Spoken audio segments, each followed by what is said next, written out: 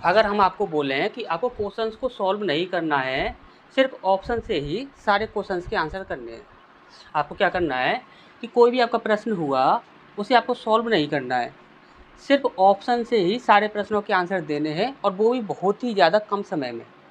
क्या आप ऐसा कर सकते हो?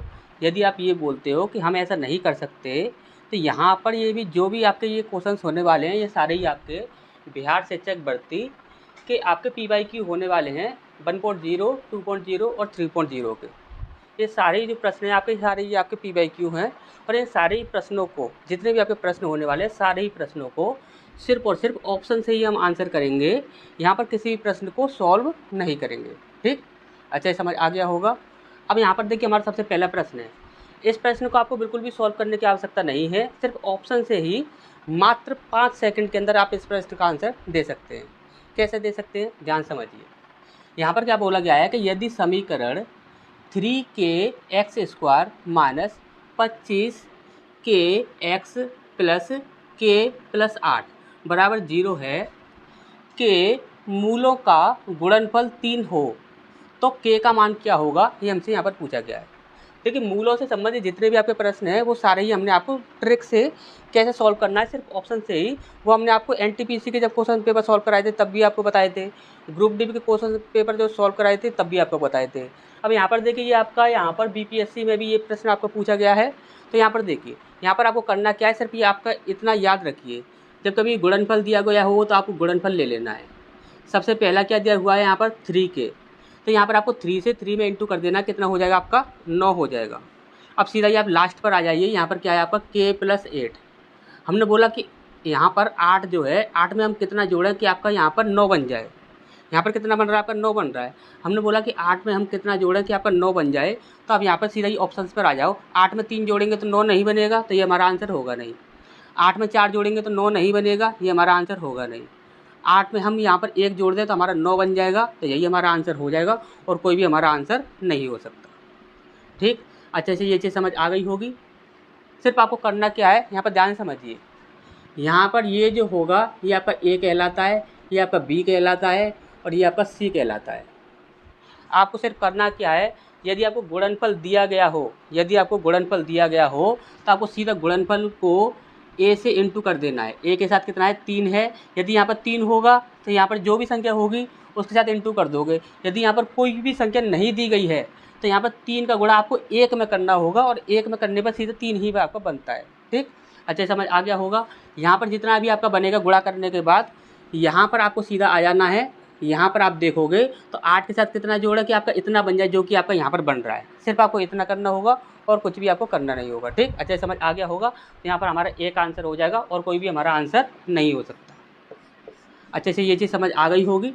इसके बाद नेक्स्ट क्वेश्चन की ओर बढ़ते हैं। नेक्स्ट क्वेश्चन में कौन सी तुक्का ट्रिक लगेगी उसे हम यहाँ पर देखते हैं। तो नेक्स्ट क्वेश्चन की ओर बढ़ते हैं। ठीक, इसके बाद नेक्स्ट क्वेश्चन की ओर बढ़ते हैं। अब देखिए, ये आपका BPSC में पूछा हुआ जो प्रश्न था, इसे आपको बिल्कुल भी सॉल्व करने की आवश्यकता नहीं थी। इसमें आप सिर्फ यहाँ पर ऑप्शन से ही यहाँ पर आंसर दे सकते थे। कैसे दे सकते थे, ध्यान समझिए। जैसे कि यहाँ पर बोला गया था, एक खिलौना एक शंकु के आकार का है जो 7 सेंटीमीटर व्यास वाले एक अर्धगोले पर चढ़ा हुआ है। खिलौने की कुल ऊंचाई 14.5 सेंटीमीटर है। तो खिलौने का आयतन क्या होगा, ये हमसे यहाँ पर पूछा गया था, और बोला गया था पाई का मान आपको 22/7 रखना है। आपको अच्छे से पता है कि यहाँ पर जब कभी भी हम अर्धगोले की बात करें तो भी वहाँ पर आपका पाई का प्रयोग होता है, और यहाँ पर एक शंकु की बात करें तो भी वहाँ पर एक पाई का प्रयोग होता है। यदि पाई का प्रयोग दोनों जगह पर होता है तो पाई का मान कितना दिया हुआ है, 22/7 दिया हुआ है। तो जो भी संख्या आपकी 11 से डिवाइड होगी वही आपका आंसर होगा। जो संख्या आपकी 11 से डिवाइड नहीं होगी वह कभी भी आपका आंसर नहीं हो सकता। और यहाँ पर आप देखोगे तो देखिए, 11 से ये ऑप्शन आपका डिवाइड नहीं हो रहा, ये ऑप्शन आपका 11 से डिवाइड नहीं हो रहा, और ये भी ऑप्शन जो है ये सीधा ही आपका 11 से डिवाइड हो रहा है।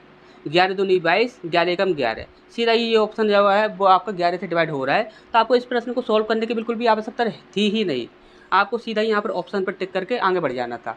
यहाँ पर सीधा ही आप याद रखिए, जिस मेंसुरेशन के जिस भी फॉर्मूले में पाई का प्रयोग किया जाता है तो वहाँ पर हमेशा ही 11 से डिवाइड करके देख लो, जो भी आपका आंसर होगा वो 100% आपको मिल जाएगा। और यदि 11 वाला कॉन्सेप्ट भी आपका काम नहीं करता है तो हमने आपको मेंसुरेशन के क्वेश्चन में तुक्का लगाने की ट्रिक जो बताई थी, आपको वहाँ पर वो वीडियो देख लेना है। यदि आप उस वीडियो को देख लोगे तो 11 वाला कॉन्सेप्ट हो या कोई भी कॉन्सेप्ट हो, यदि काम नहीं कर रहा है तो वहाँ पर कौन सी ट्रिक लगानी है, किस प्रकार से आप सिर्फ ऑप्शन से ही आंसर दे सकते हैं, वो हमने आपको वहाँ पर बता रखा है। ठीक, तो यहाँ पर देखते हैं आपका जो नेक्स्ट क्वेश्चन होगा उसमें आपकी तुक्का ट्रिक क्या लगेगी, उसे देखते हैं। इसके बाद नेक्स्ट क्वेश्चन की ओर बढ़ते हैं। अब देखिए यहाँ पर ये जो आपका प्रश्न पूछा गया है, इसे आपको बिल्कुल भी सॉल्व करने की आवश्यकता नहीं थी। सिर्फ प्रश्न को पढ़ने के बाद सीधा ही आपको आंसर मारना था। आपको इस प्रश्न को बिल्कुल भी सॉल्व करने की आवश्यकता नहीं थी। सिर्फ क्वेश्चन को पढ़ने के बाद, सिर्फ पढ़ने के बाद सीधा ही आपको ऑप्शन टिक करके आगे बढ़ना था। करना क्या था, ध्यान समझिए। यहाँ पर बहुत से लोगों ने इस प्रश्न को सॉल्व भी किया होगा, लेकिन आपको बिल्कुल भी सॉल्व नहीं करना था। क्या करना था, ध्यान समझिए। अब छोटी सी बात पकड़ लेते तो सीधा ही आप यहाँ पर आंसर मार देते। देखिए यहाँ पर क्या बोला गया है कि x³ minus 3x² plus x plus 2 को एक बहुपद gx से विभाजित करने पर भागफल और शेषफल क्रमशः भागफल आपका इतना है और शेषफल आपका इतना है, तो gx का मान क्या होगा, ये हमसे यहाँ पर पूछा गया है। हमने बोला कि यहाँ पर आप देखोगे तो ये क्या है, x³ है। ये क्या है, आपका x³ है। यदि यहाँ पर ये आपका x³ है तो यहाँ पर ये आपका भागफल है। भागफल में ऐसी कौन सी संख्या से हम इंटू करें कि आपका x³ बन जाए। हमने बोला कि ये जो आपका भागफल है इसमें किस संख्या से ऐसी से इंटू करें कि आपका यहाँ पर स्टार्टिंग में x³ बन जाए। तो आप यहाँ पर देखोगे तो यहाँ पर x² से यदि हम इंटू करते हैं तो x की पावर 4 हो जाएगा, तो ये आपका गलत हो जाएगा। हमने बोला x की पावर 2 से फिर से इंटू करते हैं तो यहाँ पर x की पावर 4 हो जाएगा, तो ये भी आपका गलत हो जाएगा। यदि हम x से x² में इंटू करते हैं तो आपका x³ बन जाएगा, तो यही हमारा आंसर हो जाएगा। अब आप बोलोगे सर ऐसा हुआ क्यों, ऐसा हमने बोला कि यहाँ पर ऐसा होता है, तो ऐसा होता क्यों है। तो आप अच्छे से ध्यान से समझते होंगे, एक बात आपको अच्छे से पता ही होगी कि यहाँ पर क्या होता है आपका भाज्य। आपने हमेशा ये फॉर्मूला पढ़ा है, भाज्य बराबर भाजक गुणा भागफल प्लस शेषफल। लेकिन हम आपसे हमेशा ही क्या बोलते हैं कि आपको इस प्रकार से इस फॉर्मूले को नहीं पढ़ना है। आपको किस प्रकार से पढ़ना है, तो भाज्य माइनस शेषफल,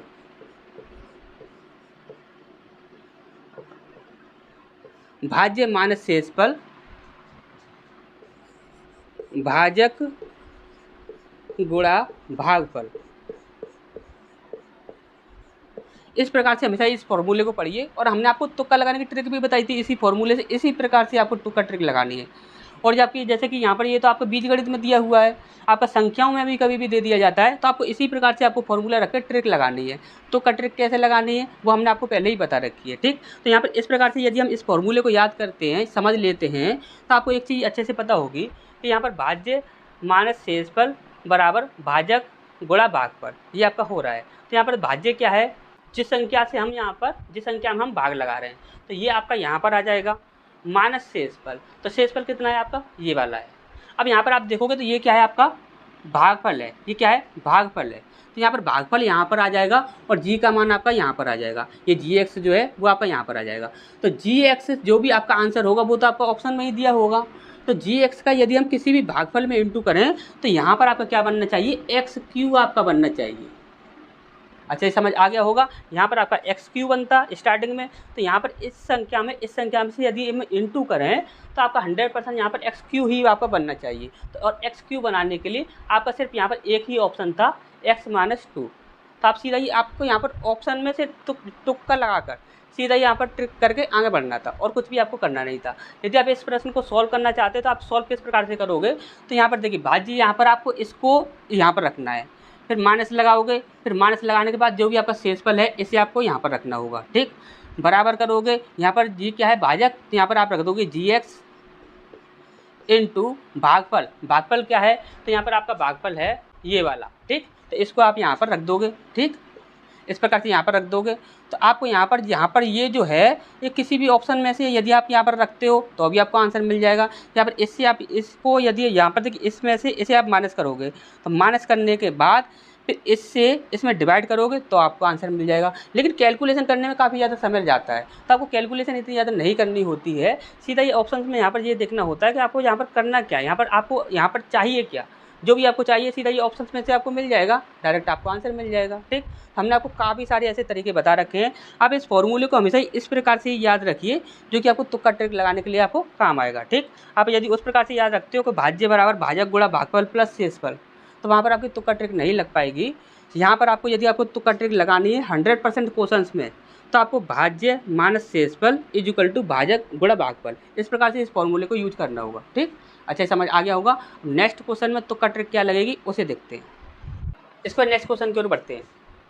अब देखिए यहाँ पर ये जो आपका प्रश्न है, इस प्रश्न का आंसर आपको मात्र 5 सेकंड के अंदर देना था। आपको सिर्फ इसे सॉल्व नहीं करना था, आपको इस प्रश्न को बिल्कुल भी सॉल्व करने की आवश्यकता नहीं थी। सीधा ही क्वेश्चन को पढ़ने के बाद सीधा ही आपको आंसर टिक करके आगे बढ़ना था।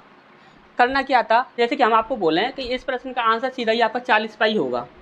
आप बोलो सर जी आपने रट्टा मार लिया है, आपने क्वेश्चन का यहाँ पर जो आंसर है वो आपने रट्टा मार लिया है, आपको आंसर पता होगा पहले से, इसलिए आपने डायरेक्ट यहाँ पर लगा दिया 40 पाई इसका आंसर होगा। ठीक, और कोई भी इसका आंसर नहीं होगा। आपने यहाँ पर रट्टा मार लिया, इसलिए वजह से आपने क्या किया, डायरेक्ट आपने इसका आंसर दे दिया।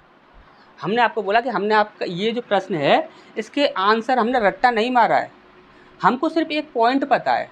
सिर्फ यदि एक पॉइंट ये जो हमें पता है, यदि पॉइंट आपको याद होता, यदि आपको पता होता, तो आपको इस प्रश्न को सॉल्व करने की आवश्यकता नहीं पड़ती। आप डायरेक्ट ही उस प्रश्न का आंसर जो है टिक करके आगे बढ़ जाते। क्या करना था आपको, ध्यान समझिए। जो भी हम आपको पॉइंट बताएंगे उस पॉइंट को बस आप नोट कर लीजिए, बस उसे आप माइंड में रखिए। इस प्रकार के जो प्रश्न है ना वो आपको काफ़ी ज़्यादा पूछा जाता है, हर जगह पर पूछा जाता है। रेलवे हुआ, ग्रुप डी हुआ, एनटीपीसी में भी और ग्रुप डी में भी आपके इस प्रकार से प्रश्न पूछे गए थे।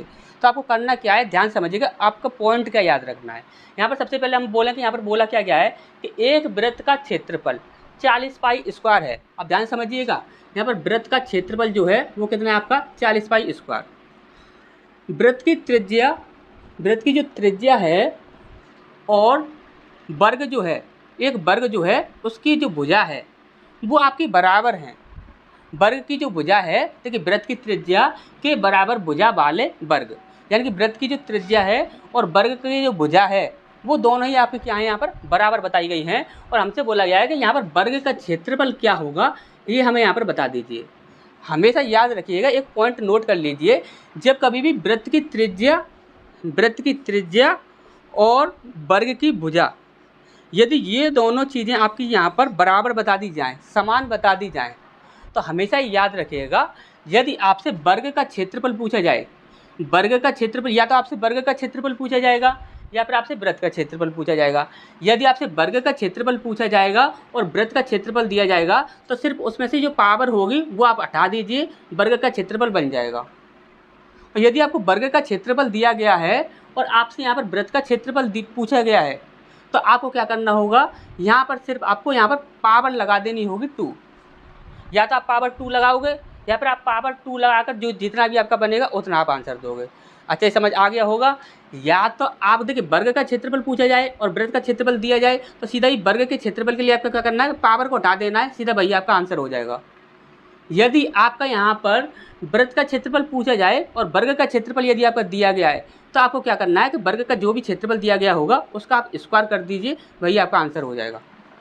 अच्छा समझ आ गया होगा, इस बात को आप नोट करके रख लीजिए एक जगह पर। ठीक, अच्छा समझ आया होगा। नेक्स्ट क्वेश्चन की ओर बढ़ते हैं, उसमें देखते हैं उसमें तुक्का ट्रिक क्या लगेगी। इस पर नेक्स्ट क्वेश्चन की ओर बढ़ते हैं।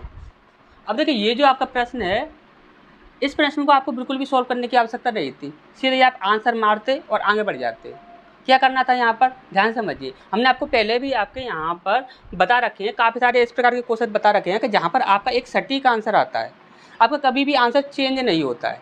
हमने आपको बोला जब कभी आपको इस प्रकार की कंडीशन दिखे a + b + c = 0 है, यहाँ पर a² upon bc, b² upon ca, c² upon ab, ये प्रश्न भी आपका काफ़ी ज़्यादा पूछा जाता है।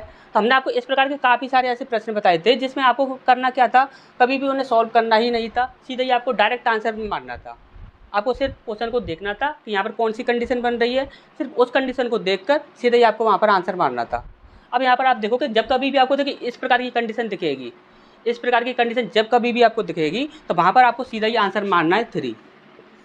सीधा ही आप यहाँ पर माइंड में रखिए कि वहाँ पर हमेशा ही उसका आंसर क्या आता है, 3 आता है। जब कंडीशन दिखेगी a + b + c = 0 है, a² upon bc, b² upon ca, c² upon A B. यदि ये कंडीशन कभी भी आपको दिखती है तो वहाँ पर आपको सीधा ही 3 आंसर मारना है, बाकी सारे जो भी ऑप्शन होंगे आपके वो सारे ही आपके गलत होंगे। ठीक, इस बात को आप नोट कर लीजिए, दोबारा से ये प्रश्न आपको पूछा जा सकता है तो ध्यान रखिएगा। ठीक, तो नेक्स्ट क्वेश्चन में क्या तो ट्रिक लगेगी उसे देखते हैं। इस पर नेक्स्ट क्वेश्चन की ओर बढ़ते हैं। अब देखिए ये जो आपका प्रश्न है इसे देखते ही सीधा ही आपको आंसर क्या मारना था, आपको सीधा ही आंसर मारना था कि इसके आंसर जो होंगे वो 1 से अधिक होंगे। इसके आंसर क्या होंगे, 1 से अधिक होंगे। अब आप बोलोगे सर इसमें भी आपने क्या होगा, अगर रट्टा मार लिया होगा इस प्रश्न का आंसर आपने, तो यहाँ पर देखिए रट्टा मारने वाली कोई भी ऐसी बात नहीं है। इसका जैसे कि हमने आपको देखिए पहले भी आपको ऐसे काफ़ी क्वेश्चन कराए थे, जैसे कि हमने आपको बोला कि यदि यहाँ पर 2 भिन्न हैं, यदि यहाँ पर 2 भिन्न हैं, यानी एक भिन्न ये है और एक भिन्न ये है, तो इन दोनों भिन्नों के बीच में कितनी भिन्न आ सकती है, इन दोनों के भिन्नों के बीच में कितनी ऐसी भिन्न हैं जो कि आ सकती हैं। तो आप क्या बोलोगे, सर अनंत भिन्न आ सकती हैं। कितनी भिन्न आ सकती हैं, अनंत भिन्न आ सकती हैं। तो इसी प्रकार से यहाँ पे कुछ क्वेश्चन ऐसे होते हैं जहाँ पर क्या होता है, उनके आंसर जो होते हैं वो अनंत होते हैं, आंसर जो होंगे उसके क्या होंगे, अनंत होंगे। अब यहाँ पर देखिए इसके जो आंसर हैं, यहाँ पर आपसे पूछा गया था कि यहाँ पर k का मान क्या होगा, तो यहाँ पर k के जो है वो अनंत आंसर निकल सकते हैं, काफ़ी सारे आंसर निकलेंगे। सिर्फ यहाँ पर आपसे यदि ये पूछा जाता कि कौन सा ऐसा मान है जो कि संभव नहीं है, कौन सा ऐसा मान है जो कि संभव नहीं है, तो वहाँ पर आपको यहाँ पर क्या करना होता, वहाँ पर क्वेश्चन को आपको सॉल्व करना होता। यदि आपसे डायरेक्ट k का मान पूछा गया है तो आपको सीधा ये आंसर करना था कि 1 से अधिक इसके अनंत मान निकलते हैं। अब वो कैसे होता है ध्यान समझिए। यदि आपसे देखिए ये इस प्रकार से पूछ लिया, अभी यहाँ पर आपका जो आपका एग्ज़ाम है वो क्या है, 4.0 का एग्ज़ाम है। अब 4.0 का जो आपका एग्ज़ाम है, यदि उसमें यदि आपसे यही प्रश्न पूछ लिया और आपसे ये पूछ लिया कि कौन सा मान संभव नहीं है, तब आपको क्या करना है वो चीज़ आप देख लीजिए। जैसे कि हम यहाँ पर बोले कि ये होता है आपका A1/A2 इक्वल टू नहीं है B1/B2 के।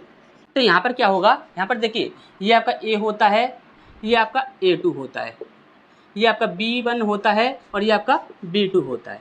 ठीक, अब यहाँ पर देखिए यहाँ पर क्या है, वन मानेंगे हम, यहाँ पर हम वन मान लेंगे और यहाँ पर हम मानेंगे A2 की जगह पर यहाँ पर 3 है, 3 मान लेंगे, बराबर नहीं है किसके, यहाँ पर क्या है आपका k है और k किसका है, आपका माइनस का है, तो यहाँ पर माइनस का k बटे यहाँ पर हम लेंगे क्या है, यहाँ पर प्लस का 2 है, तो यहाँ पर हम क्या ले लेंगे, 2 ले लेंगे। तो यहाँ पर क्या हो जाएगा, यहाँ पर माइनस का 3k इक्वल टू 2, तो यहाँ पर क्या हो जाएगा k बराबर, यहाँ पर क्या हो जाएगा 2/-3। अब ये बराबर तो नहीं है तो यहाँ पर हम क्या करेंगे, k बराबर, यहाँ पर ये जो चिन्ह होगा ये ऊपर चला जाएगा, -2/3।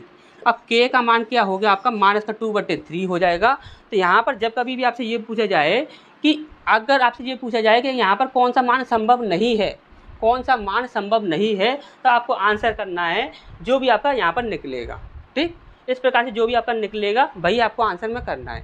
तो यहाँ पर देखिए यहाँ पर सारे ही मान संभव होते हैं, लेकिन यहाँ पर -2/3 आपका ये संभव नहीं है। ठीक, अच्छा समझ आ गया होगा। यदि दोबारा से आपका ये प्रश्न पूछा गया तो आपको करना क्या है, यदि आपसे डायरेक्ट k का मान पूछा जा रहा है तो सीधा 1 से अधिक आंसर होंगे आपके, ये आपको आंसर टिक कर देना है।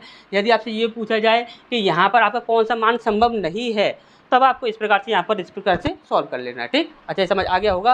अब नेक्स्ट क्वेश्चन में क्या तुक्का ट्रिक लगेगी उसे देखते हैं। इसका नेक्स्ट क्वेश्चन की ओर बढ़ते हैं।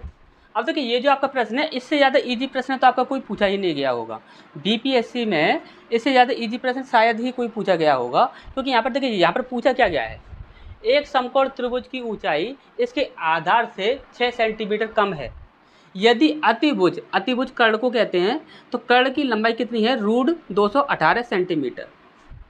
तो अन्य दो भुजाएं सेंटीमीटर में क्या होंगी, ये हमसे यहाँ पर पूछा गया है। हमेशा ही आपको याद रखना कि जब कभी भी आपको समकोण त्रिभुज की बात की जाए, किसकी बात की जाए, समकोण त्रिभुज की बात की जाए, तो आपको अच्छे से पता है कि हमेशा ही समकोण त्रिभुज जो होता है वह हमेशा ही ट्रिपलेट बनाता है। और जब कभी भी ट्रिपलेट बनती हैं तो आपको अच्छे से पता है कि यहाँ पर देखिए ए को देखेंगे तो यहाँ पर देखिए आप बोलोगे सर इसे डिवाइड करके देख लो आपकी ट्रिपलेट बन रही होगी, तो यहाँ पर हम देखें 2 चौक 8, 2 पंजे 10। ठीक, और यहाँ पर इस प्रकार से यदि हम ट्रिपलेट बनाते हैं तो क्या बनती है आपकी 3, 3 4 5। आपको अच्छे से पता है कि यहाँ पर ये कितना आपका 5 है, क्या 5 उसे बना सकता है, नहीं बना सकता, तो ये कभी भी आपका आंसर नहीं हो सकता। क्लियर इतनी सी बात। दूसरी यहाँ पर देखते हैं, इसे यहाँ पर डिवाइड करके देख लो तो 3 3 9 और 3 पंजे 15, आगे क्या आ जाएगा 4 आ जाएगा। हमने बोला कि यहाँ पर ये इसे देखोगे तो सबसे बड़ी भुजा जो होती है वो क्या होती है, आपकी कर्ण होती है। हमारे यहाँ पर क्या बन रही है, आपकी 5 बन रही है। क्या 5 से आपका ये संख्या बनेगी?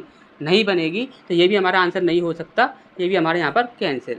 ठीक, इसके बाद 5 और 11 को देखें तो इससे तो आपकी ट्रिपलेट बनेगी ही नहीं। तो बाकी के यहाँ पर जो भी आपके आंसर होंगे वो सभी आपके क्या हो जाएंगे, गलत हो जाएंगे। तो यहाँ पर हमारा आंसर क्या हो जाएगा, कोई नहीं, यानी कि इनमें से कोई नहीं, ये हमारा आंसर हो जाएगा। अच्छा, ये समझ आया होगा। जब कभी भी आपको समकोण त्रिभुज की बात कर दी जाए तो वहाँ पर हमेशा ही आपको याद रखना है कि वहाँ पर ट्रिपलेट बन रही होंगी, या फिर आपकी समकोण त्रिभुज के साथ साथ यदि आपकी यहाँ पर अगर यहाँ पर शंकु की बात कर दी जाए, किसकी बात कर दी जाए, शंकु की बात कर दी जाए, तो शंकु में भी हमेशा याद रखना है कि वहाँ पर भी आपकी ट्रिपलेट बनती है। तो दोनों चीज़ें ही आपको याद रखनी है। यदि समकोण त्रिभुज की बात की जाए या फिर शंकु की बात की जाए तो वहाँ पर हमेशा ही आपकी ट्रिपलेट बन रही होंगी, हमेशा वहाँ पर ट्रिपलेट आपकी बनती है। ठीक, अच्छे समझ आ गया होगा। अब नेक्स्ट क्वेश्चन क्या तुक्का ट्रिक लगेगी उसे देखते हैं। इस पर नेक्स्ट क्वेश्चन की ओर बढ़ते हैं।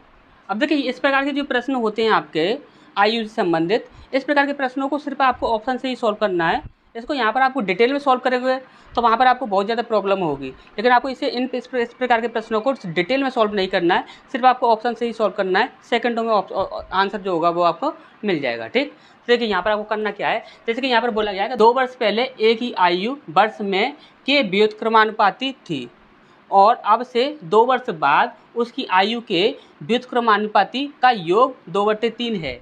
तो ए की वर्तमान आयु क्या है? हमने बोला ए की वर्तमान आयु क्या है, आपकी x है। तो हमने बोला कि 2 वर्ष पहले कितनी हो जाएगी, तो 2 वर्ष पहले हो जाएगी आपकी x - 2 इतनी हो जाएगी। उसने बोला है व्युत्क्रमानुपाती, तो यहाँ पर क्या हो जाएगा, ये व्युत्क्रमानुपाती। उसने बोला कि 2 वर्ष बाद कितनी हो जाएगी, तो हमने बोला कि यहाँ पर क्या हो जाएगी x + 2, ये भी आपका व्युत्क्रमानुपाती ही बोला गया है। उसने बोला कि व्युत्क्रमानुपातियों का योग इतना है, यहाँ पर बोलेगा कि यहाँ पर योग कितना है 2/3। अब आप इस प्रश्न को सॉल्व करने बैठते हो तो यहाँ पर बहुत ज़्यादा आपको प्रॉब्लम होने वाली है। यहाँ पर एलसीएम वगैरह निकालोगे, यहाँ पर देखिए एक ब्रैकेट में a + b, एक ब्रैकेट में a - b, इस प्रकार से आप रखोगे, काफ़ी ज़्यादा आपको प्रॉब्लम होगी। तो यहाँ पर आपको इस प्रकार से पूरी तरह से इसे सॉल्व नहीं करना है, आपको सिर्फ इतना देखना है कि ये जो मैटर है इसके बराबर में ये वाला मैटर है, तो यानी कि ये मैटर हमें बनाना है इससे। तो हम कैसे बना सकते हैं, तो हमने बोला कि यहाँ पर वर्तमान आयु हमसे यहाँ पर पूछी गई है और वर्तमान आयु हमने क्या माना था, x माना था। तो यानी कि वर्तमान आयु तो आपकी ऑप्शन में ही दी गई होगी। तो हमने बोला ऑप्शन में से कोई भी एक ऑप्शन रख कर देख लो, जैसे कि हमने आपको पहला ही ऑप्शन रख कर देख लिया यहाँ पर 4। यदि हम 4 को यहाँ पर रख दे देखें तो यहाँ पर देखिए कितना हो जाएगा, 4 में से 2 गया तो यहाँ पर कितना बचेगा आपका 2, यानी कि 1/2 प्लस यहाँ पर हम 4 में यदि हम 2 को जोड़ देंगे कितना हो जाएगा, 6 हो जाएगा, यानी कि 1/6। यदि हम इसे देखते हैं तो यहाँ पर 6 एलसीएम हो जाएगा, 2 × 6 3 × 3 प्लस 6 × 6 1 × 1, तो यहाँ पर कितना हो जाएगा 4/6। 4/6 का मतलब कितना हो जाएगा, 2 दूनी 4 और 2 × 6 कितना बन रहा है आपका 2/3। हमें कितना चाहिए था 2/3, तो 2/3 यहाँ पर है, 2/3 यहाँ पर है, तो यानी कि ये आपका बराबर में बैठ रहा है। तो यानी कि ये आपका आंसर बिल्कुल सही हो जाएगा और कोई भी आपका आंसर नहीं हो सकता, सिर्फ आपका यहाँ पर क्या हो जाएगा 4 ही आपका आंसर हो जाएगा। ठीक, अच्छे से ये चीज़ समझ आ गई होगी। इस प्रकार के प्रश्नों को कभी भी आपको सॉल्व नहीं करना है, सिर्फ आप ऑप्शन से ही यहाँ पर इस प्रकार के प्रश्नों को सॉल्व कर सकते हैं। यहाँ पर हमारा 4 आंसर होगा और कोई भी हमारा आंसर यहाँ पर नहीं हो सकता। ठीक, अच्छा समझ आ गया होगा। नेक्स्ट क्वेश्चन में क्या तुक्का ट्रिक लगेगी उसे देखते हैं। इसका नेक्स्ट क्वेश्चन की ओर बढ़ते हैं। अब देखिए, ये जो आपका प्रश्न है, इस प्रश्न को सिर्फ आप ऑप्शन से ही सॉल्व कर सकते थे, इसे आपको यहाँ पर सॉल्व करने की आवश्यकता नहीं थी, सीधा ऑप्शन से ही आंसर दे सकते थे। कैसे दे सकते थे, हमेशा एक बात याद रखिएगा, जब कभी आपको मासा दे दिया जाए, जब कभी भी आपको मासा दे दिया जाए और संख्याओं का योग यदि आपसे पूछ लिया जाए तो सीधा ही आप वहाँ पर क्या करोगे कि जो भी आपका मासा होगा उससे सीधा डिवाइड करके देख लेना, जो भी आपका ऑप्शन डिवाइड हो जाएगा वो 100% आपका आंसर हो जाएगा। देखिए यहाँ पर हमने बोला 11 से यदि हम इस संख्या को डिवाइड करें तो क्या ये हो जाएगी, नहीं होगी, तो ये हमारा आंसर नहीं होगा। हमने बोला क्या 11 से ये संख्या डिवाइड हो रही है, नहीं हो रही, तो ये भी हमारा आंसर नहीं होगा। हमने बोला क्या 11 से ये संख्या डिवाइड हो जाएगी, तो 11 × 33 और 11 × 11, ये संख्या पूरी 11 से डिवाइड हो रही है, तो यही हमारा आंसर हो जाएगा और कोई भी हमारा यहाँ पर आंसर नहीं हो सकता। जब कभी आपसे संख्याओं का अनुपात दे दिया जाए और संख्याओं का यहाँ पर मासा दे दिया जाए तो यहाँ पर हमेशा याद रखिएगा, यदि आपसे योग पूछा जा रहा है या फिर उनका अंतर पूछा जा रहा है, अंतर पूछ लिया जाए या योग पूछ लिया जाए, तो हमेशा ही वही आपकी आंसर होगा जो कि आपका यहाँ पर मासा जो दिया गया होगा उससे डिवाइड हो रहा होगा। हमेशा ही आपको ये बात याद रखनी है, आप नोट करके एक जगह पर रख लीजिए। ठीक, तो वहाँ पर आपको क्वेश्चन को सॉल्व करने की आवश्यकता नहीं पड़ेगी, आप डायरेक्ट ही यहाँ पर आंसर दे सकते हो ऑप्शन से ही। ठीक, अच्छा समझ आ गया होगा। अब नेक्स्ट क्वेश्चन में क्या तुक्का ट्रिक लगेगी, ध्यान से देखते हैं। इसके बाद नेक्स्ट क्वेश्चन की ओर बढ़ते हैं। अब देखिए इस प्रकार के जो प्रश्न होते हैं उनके आंसर सीधा ही आपको ऑप्शन से ही देने हैं, उन्हें पूरी तरह से कभी भी आपको सॉल्व नहीं करना है, सिर्फ ऑप्शन से ही इस प्रकार के प्रश्नों के आंसर देने हैं। कैसे दोगे, ध्यान से देखिएगा। जैसे कि यहाँ पर बोला गया है कि दो संख्याओं का योग 480 है, यदि बड़ी संख्या में 2% की कमी कर दी जाए और छोटी संख्या में 10% की वृद्धि कर दी जाए तो प्राप्त संख्याएं बराबर हैं। ये सबसे ज़्यादा मोस्ट इंपोर्टेंट पॉइंट है कि प्राप्त संख्या क्या है, बराबर हैं। तो बड़ी संख्या क्या होगी, लगभग में हमसे यहाँ पर पूछा गया है। अब आप यहाँ पर इसे सॉल्व करोगे, काफ़ी ज़्यादा कैलकुलेशन करोगे। हमने बोला कुछ भी आपको करने की आवश्यकता नहीं है, आपको क्या करना है ध्यान से देखिए। हमने बोला कि यहाँ पर देखिए जब कभी आपको बराबर बोला जाता है तो आपका यहाँ पर देखिए, जैसे कि यहाँ पर एक संख्या हमने मान ली छोटी x मान ली और बड़ी हमने यहाँ पर देखिए, बड़ी यहाँ पर हमने x मान ली, छोटी हमने y मान ली, ठीक। अब यहाँ पर आप देखोगे तो उसने क्या बोला था कि यहाँ पर संख्याएं क्या हैं, बराबर हैं। यदि संख्याएं बराबर होंगी ना तो हमेशा याद रखिएगा छोटी संख्या और बड़ी संख्या इन दोनों में हमेशा ही बड़ी संख्या के पास जो भी होगा वो आपको छोटी को देना है और छोटी के पास जो भी होगा वो आपको बड़ी को देना है। क्यों, क्योंकि जब कभी आपको बराबर बोला जाए, हमने आपको 1000 बार ये वाली बात बता रखी है। अब उसने बोला है कि बड़ी संख्या में 2% की कमी करनी है। बड़ी संख्या में 2% की कमी करोगे तो कितना हो जाएगा आपका, 98 हो जाएगा। और अब बड़ी संख्या में कमी कर रहा है तो यानी कि 98 जो बोल रहा है वह छोटी संख्या के लिए बोल रहा है। उसने बोला कि उस पर 10% की वृद्धि की जा रही है, किसी ने छोटी संख्या में, छोटी संख्या के लिए बोला जा रहा है, यानी कि वो किससे देना है, बड़ी संख्या को देना है। तो हमने बोला कि 10% की वृद्धि कर रहा है, ये बड़ी संख्या ये हमने मानी थी, तो ये हो जाएगा आपका 110। छोटी के लिए जो बोला जाएगा वो बड़े को देना है, बड़े के लिए जो बोला जाएगा वह छोटे को देना है। इतना कर दिया। अब आपको कुछ भी नहीं करना है, सीधे आप यहाँ पर आ जाइए। हमसे बोला गया कि बड़ी संख्या लगभग में क्या होगी। हमने बोला कि यहाँ पर बड़ी संख्या को देखें तो यहाँ पर क्या बन रहा है आपका 11 रेशियो बन रहा है। तो यहाँ पर 11 रेशियो जो बन रहा है तो 11 से यदि आप देखोगे तो 11 से जो संख्या डिवाइड हो जाएगी वही आपका आंसर होगा, और 11 से जो संख्या डिवाइड नहीं होगी वह कभी भी आपका आंसर नहीं होगा। हमने बोला ये संख्या क्या है आपकी 11 से डिवाइड हो रही है, तो ये वाली ऊपर वाली संख्या देखोगे तो ये 11 से डिवाइड नहीं हो रही है, तो ये हमारा आंसर नहीं होगा, ठीक। अब इसके बाद हमने यहाँ पर नेक्स्ट देखा, तो नेक्स्ट को देखा तो ये संख्या आपकी कितनी है 3300। तो ये संख्या आपकी 11 से डिवाइड हो रही है, हाँ पूरी तरह से हो रही है, तो यही हमारा आंसर हो जाएगा।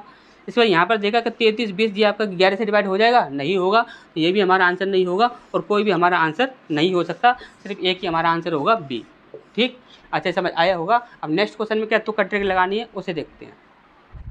इसके बाद नेक्स्ट क्वेश्चन की ओर बढ़ते हैं। अब देखिए ये जो हमारा प्रश्न है, इस प्रश्न का आंसर सिर्फ आपको ऑप्शन से ही देना है। कैसे दोगे, ध्यान समझिएगा। देखिए इस प्रकार के प्रश्न जब कभी भी आपको दिखते हैं तो उसे सिर्फ आप ऑप्शन से ही आंसर करने की कोशिश किया कीजिए, क्योंकि यहाँ पर ऑप्शन से यदि आप आंसर करोगे तो आपका यहाँ पर जल्दी आंसर मिल जाएगा और सही आंसर मिल जाएगा। और लेकिन यदि आप यहाँ पर इसे सॉल्व करने की कोशिश करोगे तो यहाँ पर काफ़ी प्रॉब्लम हो जाती है। तो यहाँ पर देखिए यहाँ पर ऑप्शन से कैसे सॉल्व करेंगे, जैसे कि आप यहाँ पर देखिए, जैसे कि यहाँ पर आपका दिया हुआ है 4 की पावर x + 1 प्लस 4 की power 1 minus x is equal to 10 है। तो यहाँ पर आप एक ही बात ध्यान से समझिए, यानी कि ये जो वैल्यू है पूरी, यानी कि ये जो आपकी टोटल वैल्यू है ये आपकी 10 के बराबर है, क्योंकि यहाँ पर बराबर का निशान लगा हुआ है। यानी कि यदि हम इसे सॉल्व करते हैं तो हमारा 10 बनना चाहिए। अब यहाँ पर देखिए सबसे पहले ऑप्शन पर आ जाते हैं, यहाँ पर हम 0 रखते हैं, तो 0 को यदि हम यहाँ पर 1 के साथ ऐड करते हैं यहाँ पर 1 बनेगा, और यहाँ पर हम 1 में से माइनस करेंगे फिर भी आपका 1 ही बनेगा। तो यानी कि यहाँ पर कितना हो जाएगा 4 + 4, यहाँ पर कितना हो जाएगा 8 हो जाएगा। यदि यहाँ पर 8 बन रहा है और यहाँ पर आपका 10 बन रहा है तो ये तो हमारा आंसर नहीं हो सकता, तो ये हमारा कैंसिल हो जाएगा। अब यहाँ पर हम 1/2 रख कर देखते हैं, तो यहाँ पर 1/2 रखेंगे तो यहाँ पर देखिए 1/2 में हम यहाँ पर हम क्या करेंगे 1 ऐड करेंगे, तो 2 एकम 2 और 1 3, कितना हो जाएगा आपका 3/2, इतना हो जाएगा आपका। अब यहाँ पर रख कर देखेंगे तो 1 - 1/2, यानी कि 2 एकम 2 माइनस 1, यहाँ पर कितना हो जाएगा 1/2, यानी कि यहाँ पर कितना हो जाएगा आपका 4 की पावर तो 3 हो जाएगी, 4 की पावर 3, और यहाँ पर रूट चढ़ जाएगा, प्लस 4 की पावर यहाँ पर कितना हो जाएगा 2, यानी कि 1/2 आपकी रूट होता है, तो यहाँ पर ये आपका 4 ही हो जाएगा। तो यहाँ पर ये कितना हो जाएगा, ये तो आपका 8 होता है और ये आपका कितना होता है, ये 2 होता है, यानी कितना बन रहा है आपका 10 बन रहा है। 10 आपका यहाँ पर भी बन रहा है, 10 आपका यहाँ पर भी बन रहा है, यानी ये ऑप्शन जो है ये आपका बिल्कुल सही हो जाएगा। अब यहाँ पर देखिए एक ऑप्शन आपका यहाँ पर सही हो गया है, लेकिन यहाँ पर जो ऑप्शन हैं उनके अकॉर्डिंग यदि देखा जाए तो यहाँ पर आपका देखिए 1 से अधिक ये भी आपका आंसर हो सकता है। यहाँ पर इसे भी चेक कर लेते हैं। यदि हम इसे यहाँ पर रख कर देखें तो देखिए माइनस का 1/2 प्लस 1 यहाँ पर रखेंगे तो 2 एकम 2 माइनस 1, यानी कि 1/2 हो जाएगा आपका। यहाँ पर हम रखेंगे तो 1 - 1/2, तो माइनस माइनस ये आपका प्लस हो जाएगा, तो 2 एकम 2 और 1 3, यानी कि 3/2, यानी कि यहाँ पर पहले भी आपका 1/2 और 3/2 बन रहा था, तब भी आपका यहाँ पर 10 आंसर आया था, अब भी आपका 10 ही आंसर आएगा। तो यानी कि ये वाला भी आपका जो ऑप्शन है ये भी आपका बिल्कुल सही हो जाएगा, यानी कि ये भी हमारा आंसर हो सकता है। तो यानी कि यहाँ पर हमारे 2 ऑप्शन यदि यहाँ पर सही हो रहे हैं तो यहाँ पर हम क्या बोलेंगे कि 1 से अधिक हमारे यहाँ पर आंसर सही हो जाएंगे। तो यहाँ पर कोई भी हमारा आंसर सही नहीं होगा, यहाँ पर हमारा आंसर कौन सा सही हो जाएगा, 1 से अधिक। ठीक, अच्छे समझ आया होगा। नेक्स्ट क्वेश्चन की ओर बढ़ते हैं। इसके बाद नेक्स्ट क्वेश्चन की ओर बढ़ते हैं। अब देखिए ये वाला जो टाइप है आपका, ये वाले टाइप को कभी भी आपको सॉल्व करने की कोशिश नहीं करनी है, हमेशा ही ऑप्शन से ही इस प्रश्न का आंसर देना है। ये वाला जो टाइप होगा, इस वाले टाइप का हमेशा ही ऑप्शन से ही आंसर देना है। कैसे करोगे, ध्यान समझिएगा। जैसे कि यहाँ पर बोला गया है 2 अंकों की एक संख्या के अंकों का गुणनफल 36 है। गुणनफल कितना है, 36 है। तो हम यहाँ पर देखते हैं 8 चौक 32 हो रहा है, 36 नहीं हो रहा, तो ये हमारा आंसर नहीं होगा। 7 या 21 होता है, ये हमारा आंसर नहीं होगा। 9 चौक 36 होता है, 36 यहाँ पर बोल रहा है, तो ये हमारा आंसर हो सकता है। आगे पढ़ लेते हैं। आगे बोला गया है यहाँ पर, यदि संख्या में 45 घटा दिया जाए, यदि संख्या में से 45 घटा दिया जाए तो अंक आपस में बदल जाते हैं। तो आपको ऐसा लग रहा है कि यहाँ पर 49 में से 45 यदि हम माइनस करते हैं तो आपका यहाँ पर 94 बन जाएगा। तो ऐसा तो कभी नहीं हो सकता, तो ये भी हमारा आंसर नहीं होगा। यदि ये हमारा आंसर नहीं होगा तो हमारा आंसर क्या होगा, इनमें से कोई नहीं। ठीक, अच्छा समझ आ गया होगा। नेक्स्ट क्वेश्चन की ओर बढ़ते हैं। इसके बाद नेक्स्ट क्वेश्चन की ओर बढ़ते हैं। अब देखिए ये जो आपका प्रश्न है, इस प्रकार के इस टाइप के जो प्रश्न होंगे उन्हें मात्र आप 5 सेकंड में सॉल्व कर सकते हैं। 5 सेकंड में आपको करना क्या है, सिर्फ आपको क्वेश्चन पढ़ना है। बस आप क्वेश्चन पढ़ने में जितना समय लोगे सिर्फ उतना ही समय लगेगा। उसके बाद सिर्फ सीधा ही आप आंसर मार दोगे बिना पेन पेपर का प्रयोग किए। जब कभी भी आपको ये वाले टाइप का प्रश्न दिखेगा, आपको करना क्या है, ध्यान से समझिएगा। जैसे कि यहाँ पर बोला गया है कि प्रयागराज से पटना जाने के 5 मार्ग हैं, ठीक, और 4 मार्ग पटना से कोलकाता जाने के हैं। पटना होते हुए प्रयागराज से कोलकाता, ध्यान समझिए, प्रयागराज से कोलकाता जाने के कितने संभावित रास्ते हैं। हमने बोला कि आपसे यहाँ पर पूछे कहाँ से कहाँ तक के लिए जा रहा है, तो आप बोलो सर यहाँ पर फर्स्ट से लेकर लास्ट तक के लिए हमसे यहाँ पर पूछा जा रहा है। ये जो प्रश्न है आपका, ये आपका यहाँ पर पॉसिबिलिटी जो चैप्टर जो होता है हमारा, पॉसिबिलिटी जो चैप्टर होता है हमारा, उससे संबंधित ये आपका प्रश्न होता है। इसके यहाँ पर देखोगे ना, आपको यहाँ पर इस प्रश्न को सॉल्व करने के 1 नहीं 2 नहीं 3 नहीं 4 नहीं 5 काफ़ी सारे तरीके हैं। काफ़ी सारे तरीके से हम आपको इस प्रश्न को सॉल्व करा सकते हैं, लेकिन आपका सबसे अच्छा जो तरीका है वो सिर्फ एक ही है, जिससे आप सीधा इस प्रश्न का आंसर दे सकते हो। उसमें आपको कुछ भी नहीं करना होगा, पेन पेपर की भी आवश्यकता नहीं पड़ेगी। जब कभी भी आपको फर्स्ट से लास्ट की बात करेगा, जब कभी भी फर्स्ट से लेकर लास्ट तक की बात करेगा और पॉसिबिलिटी यहाँ पर आपसे पूछा जाएगा, टोटल पॉसिबिलिटी पूछेगा, तो सीधा ही आपको क्या करना है कि यहाँ पर कितने मार्क हैं, 5 हैं, और यहाँ पर कितने हैं, 4 हैं। सीधा ही आप दोनों में इंटू कर दो, 5 चौक 20, सीधा ही आपका आंसर आ जाएगा 20। और वैसे समझने के लिए आपके इतने सारे तरीके हैं, बहुत सारे तरीके हैं। पॉसिबिलिटी से यदि आप क्वेश्चन को सॉल्व करते हो तो आप फॉर्मूले से भी क्वेश्चन को सॉल्व कर सकते हो, और भी आपके काफ़ी सारे तरीके हैं। और यहाँ पर इसे डायरेक्ट भी सॉल्व करना सीखना चाहते हो, यानी कि यहाँ पर इसे किस प्रकार से इसे सॉल्व किया जाए या फिर कैसे इसे समझा जाए अच्छे से, काफ़ी सारे तरीके हैं। तो आपको इतना ज़्यादा घूमना नहीं है, यहाँ पर सीधा ही आपको इतना याद रखना है कि जब कभी भी फर्स्ट से लास्ट की बात की जाएगी और यहाँ पर टोटल पॉसिबिलिटी आपसे यहाँ पर पूछी जाएगी, तो सीधा ही दोनों में इंटू कर दो, आपका आंसर आ जाएगा। ठीक, ज़्यादा आपको घूमने की आवश्यकता नहीं है। ठीक, तो अच्छे से समझ आ गया होगा। नेक्स्ट क्वेश्चन की ओर बढ़ते हैं। इस पर नेक्स्ट क्वेश्चन की ओर बढ़ते हैं। अब देखिए ये जो आपका प्रश्न है आपका बहुत ही ज़्यादा इजी है ये प्रश्न, लेकिन यहाँ पर ऑप्शंस में यहाँ पर देखा जाए ना तो काफ़ी लोग बहुत ज़्यादा कंफ्यूज हैं इस प्रकार के प्रश्नों में। आपका यहाँ पर जो भी कन्फ्यूजन होगा वो आज यहाँ पर टोटल आपका दूर हो जाएगा।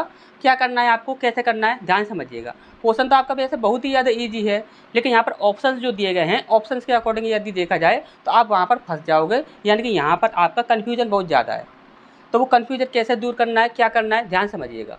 यहाँ पर बोला गया है कि एक स्मार्टफोन को P रुपये में बेचने पर 10% का लाभ होता है और Q रुपये में बेचने पर 4% की हानि होती है।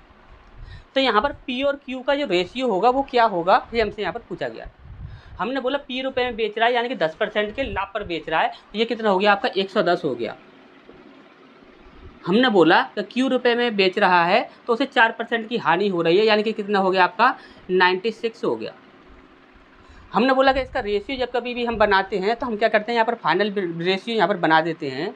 तो यहाँ पर आपको यहाँ पर यदि रेशियो इसका बनाओगे तो यहाँ पर आप क्या करोगे कि यहाँ पर देखोगे तो 5 दूनी 10, सॉरी यहाँ पर 5 से 2 से काटेंगे, 2 पंजे 10 और 2 पंजे 10, ठीक। और ये हो जाएगा आपका 2 चौक 8, 2 अट्टे 16। अब आप यहाँ पर देख रहे हो तो एक रेशियो बन रहा है आपका 110 और 96 और दूसरा रेशियो बन रहा है आपका 55 और 48।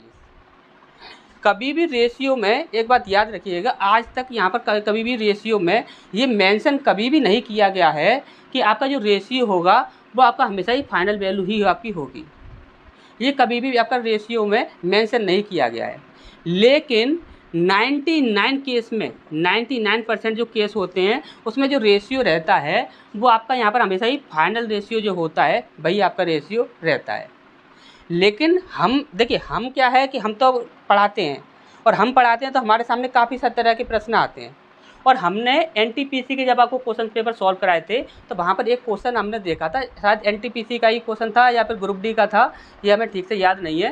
लेकिन उसमें यहाँ पर एक रेशियो दिया गया था, उसने बोला था कि यहाँ पर दो चीज़ों का रेशियो दिया गया है 8:10, 8:10। यहाँ पर इस प्रकार से उसका रेशियो दिया गया था। उसने जब उसका रेशियो दिया गया था 8:10 तो वो ये भी तो रख सकता था 2 चौक 8 और 2 पंजे 10। उसने रेशियो क्या रखा 8:10 और रेशियो ये भी तो हो सकता था 4:5। तो यानी कि हम यहाँ पर ये नहीं कह सकते कि रेशियो हमेशा ही फाइनल वैल्यू होती है। रेशियो आपका कुछ भी हो सकता है, 8:10 भी हो सकता है, 4:5 भी हो सकता है। तो हमेशा ही एक बात याद रखिएगा, जब कभी इस प्रकार का आपको प्रश्न फंस जाता है तो हमेशा ही उसमें क्या देखना है आपको, जैसे कि यहाँ पर रेशियो बन रहा है आपका 110 और 96 और यहाँ पर आप ऑप्शन में देखोगे तो यहाँ पर 110 और 96 ये भी आपका ऑप्शन में दिया गया है। और यहाँ पर आप देखोगे तो यहाँ पर कितना बन रहा है आपका 55-48, तो 55-48 भी आपका यहाँ पर बन रहा है। तो आपको हमेशा यहाँ पर क्या आंसर करना है, यहाँ पर 1 से अधिक, कोई भी हमारा आंसर नहीं हो सकता। आपको आंसर क्या करना होगा 1 से अधिक, ठीक। ये बात आपको हमेशा याद रखनी है। अच्छे से ये चीज़ समझ आ गई होगी। तो नेक्स्ट क्वेश्चन की ओर बढ़ते हैं। इसके बाद नेक्स्ट क्वेश्चन की ओर बढ़ते हैं। अब देखिए ये वाला आपका प्रश्न जो पूछा गया है तो आप काफ़ी ज़्यादा इजी प्रश्न है। यहाँ पर आपको देखिए हमेशा एक बात याद रखनी है कि सबसे पहले आपको ये देख लेना है कि यदि बराबर का चिन्ह लगा हुआ है तो इतना हमारा बन रहा है जो, और यहाँ पर जो आपका इतना बन रहा है तो यहाँ पर आपकी x की जो भी वैल्यू होगी वही आपसे पूछी गई होगी और x की जो भी आपकी वैल्यू होगी वो आपकी सीधा ऑप्शंस में यहाँ पर आपकी दी गई होगी। यही तो आपका होगा। हमने बोला कि यदि हम यहाँ पर देखते हैं तो यहाँ पर कितना बनेगा आपका 13 एकम 13 प्लस x, यानी कि यहाँ पर हो जाएगा आपका 13 प्लस x बट्टे 13। आपका ये आपका बनना चाहिए। यहाँ पर आप देखोगे तो ये कितना है आपका 169 प्लस यहाँ पर 27 कितना हो जाएगा आपका 196 बट्टे 169। और 169 कितना क्या होता है 13 का, और 14 का 196 होता है। तो यहाँ पर आप देखोगे तो यहाँ पर कितना बन रहा है आपका 14 बट्टे 13, ठीक। अब हमने बोला कि यहाँ पर 13 से तो 13 यहाँ पर कैंसिल हो जाएगा। अब यहाँ पर कितना बन रहा है आपका 14 बन रहा है और यहाँ पर आपका कितना बन रहा है 13 प्लस x बन रहा है। तो 13 में हम कितना जोड़ें कि यहाँ पर आपका 14 बन जाए, 13 में हम 1 जोड़ देंगे तो हमारा कितना बन जाएगा 14 बन जाएगा। अच्छा समझ आया होगा। यदि ये चीज़ यदि इसके बराबर है तो हमेशा याद रखिएगा यहाँ पर जो भी होगा वही आपसे पूछा गया होगा। यानी कि हमसे यहाँ पर क्या पूछा गया है x की वैल्यू पूछी गई है। और यदि हम 169 में यदि हम 27 जोड़ते तो ये आपका 14 का स्क्वायर हो जाएगा। तो 13 से तो 13 आपका कैंसिल हो ही जाएगा, बचा यहाँ पर 14। तो 13 प्लस x ऊपर बनेगा। तो 13 में हम कितना जोड़ें कि आपका यहाँ पर 14 बन जाए। तो 13 में हम 1 जोड़ेंगे तो हमारा 14 बन जाएगा। तो कोई भी हमारा यहाँ पर आंसर नहीं हो सकता, आंसर सिर्फ हमारा कितना हो जाएगा 1 हो जाएगा, ठीक। अच्छा समझ आया होगा। नेक्स्ट क्वेश्चन की ओर बढ़ते हैं। इस पर नेक्स्ट क्वेश्चन की ओर बढ़ते हैं।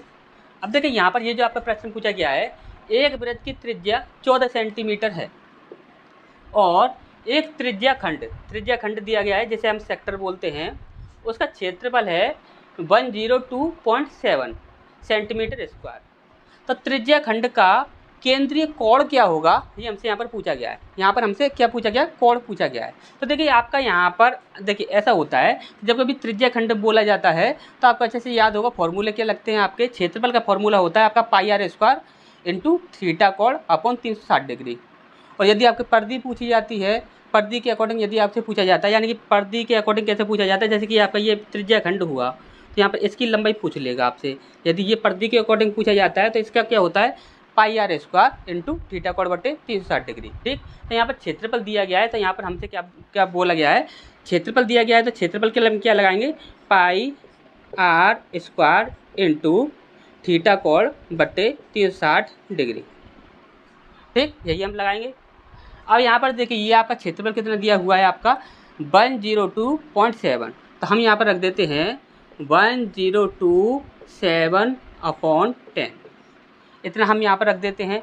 थीटा कोण हमसे यहाँ पर पूछा गया है, यहाँ पर पाई का मान होता है आपका 22/7 इंटू त्रिज्या दी गई है आपकी 14, तो यहाँ पर 14 गुणा 14, 7 से काटेंगे 7 दूनी 14 हो जाएगा। ठीक, अब यहाँ पर हम देखते हैं, यहाँ पर ये आपका 360 होगा, तो यहाँ पर 360 से यहाँ पर 0 जो होगा, 0 से 0 कैंसिल हो जाएगा। ठीक, अब यहाँ पर हम देखें तो यहाँ पर देखिए कुछ भी आपका ऐसा नहीं मिल रहा है यहाँ पर जो कि आपका डिवाइड हो रहा हो। ठीक, तो यहाँ पर हम क्या करें, तो यहाँ पर हम ऐसा करते हैं कि यहाँ पर इसे हटा दीजिए, गुणा में जो भी आपकी संख्याएँ होंगी इनटू में लगा दीजिए। ठीक, यहाँ पर देखिए गुणा में है, ये आपका भाग में चला जाएगा, और 14 गुणा 2। ठीक, अब यहाँ पर ये जो आपका 36 है ये आपका भाग में है, तो ये आपका इनटू में चला जाएगा, ये आपका यहाँ पर बन रहा है। तो थीटा का जो भी आपका कोण होगा वो आपका यहाँ पर निकल कर आ जाएगा। अब यहाँ पर हम यदि देखें तो देखिए 14 दूनी 28 होगा, 22 28, 8 दूनी 16 की 6, हाथ से लगी 1, और 2 दूनी 4 और 1 5,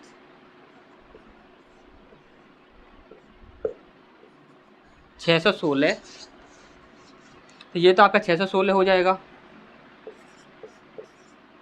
अब बाकी ये जो है इसमें हमें इंटू करना होगा। देखिए ये आपकी 4 से भी डिवाइड हो जाएगी, 4 नाम 36, 4 एकम 4, 2 बचा, 4 पंजे 20 और 4 चौक 16। ठीक, इसे देखें तो 5 6 7 कि 9 से डिवाइड नहीं हो रही है। ठीक, तो यहाँ पर हम देखते हैं 9 में इसमें इंटू कर देते हैं।